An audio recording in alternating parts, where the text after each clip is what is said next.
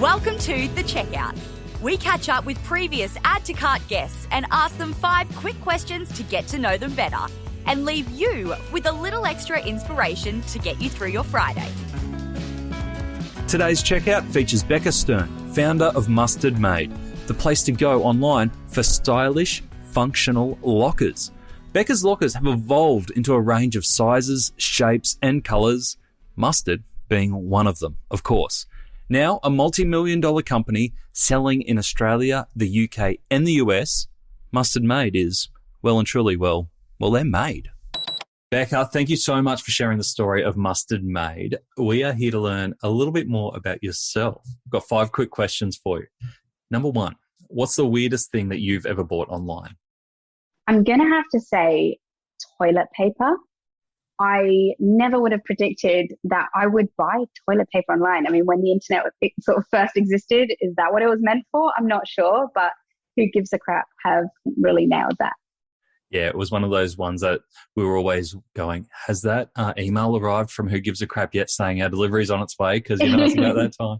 Your lockers would be great for that, actually. You could lock away the toilet paper in the great toilet paper shortage. We have a whole locker full of toilet paper in our office, so you're spot on. Awesome. All right. Number 2, who is your favourite retailer? I'm going to have to go with one of our local stockists, which is Common Circus. They are a beautiful store and cafe. And I think they just really epitomise community for me. And where are they? In Newcastle. They've now got 2 stores and kind of female-owned business, absolute boss lady running it, and just such an inspiration. And, as much as, online is really important, it's lovely to be in a beautiful store where everything has been considered, and they, just have absolutely gorgeous products. Oh, awesome. All right. Number 3, which e-commerce practice do you wish was history? I'm going to be controversial here and say free shipping. It's a tough call because, who doesn't love something for free? But the truth is it's never for free. And I would say especially after everything that the world has gone through and how we relied on couriers so heavily, isn't it time that we acknowledge the service that they offer and that there is a price for that, both, financially in terms of the time and the packaging, environmentally, the gas that it takes to get across this huge, huge country. Like, can we just, put that one to one side and know that shipping is something that we are receiving. It's a service that we get. Yeah. And would your preference be customer pays whatever that shipping cost ends up being based on their product and their location? That's how we do it here in Australia, yeah. I mean, for us, like, our products are so big and bulky that the price can vary literally based on what we pay, not being really honest. We charge the customer what it costs us. So it can be, just under $10 for one product to go from our warehouse in Sydney to another area in Sydney. And it can cost $150 to go somewhere remote.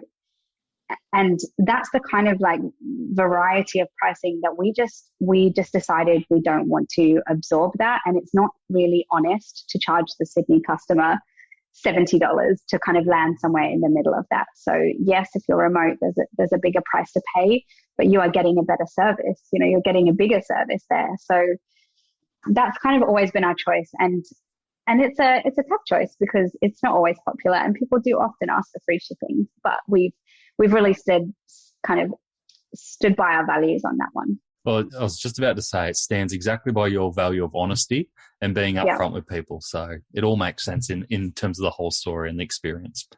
Absolutely. Number 4, can you recommend a book or a podcast that our listeners should immediately get into? Yeah, the first one that comes to mind is actually very much value-based. It's called A Book About Innocent, and it's about Innocent Smoothies, which is an incredible smoothie brand in the UK that was set up by a couple of guys who started our festival, and now they've been bought by Coca-Cola, but have still really remained true to their values. And it's, through that, from their packaging to the produce that they whiz up to make their smoothies. And I just found that really, really down to earth and inspiring. That's cool. I can definitely see similarities between the brand personalities.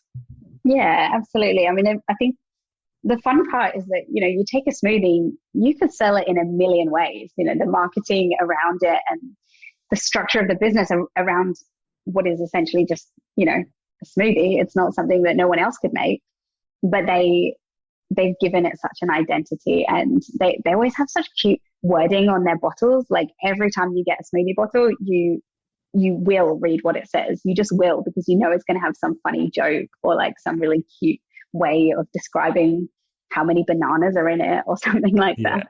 Yeah. There's a lot of thought that goes into the whole experience. Last one I have for you. Finish this sentence. The future of retail is? You won't be surprised by this one. I'm going to say the future of retail is value-based. It seems to be the running theme today. Becca, thank you so much for joining me on The Checkout. It has been an absolute pleasure to talk to you. Thank you so much. To hear more from Becca, jump back over into episode 173, where Becca shares her formula for calculating risks. She also shares the upcoming work trip she's taking with her sister, and we find out what Kim Kardashian's mustard-made locker was filled with. It's not what you expect. Thanks for listening, and until next time, keep adding to cart.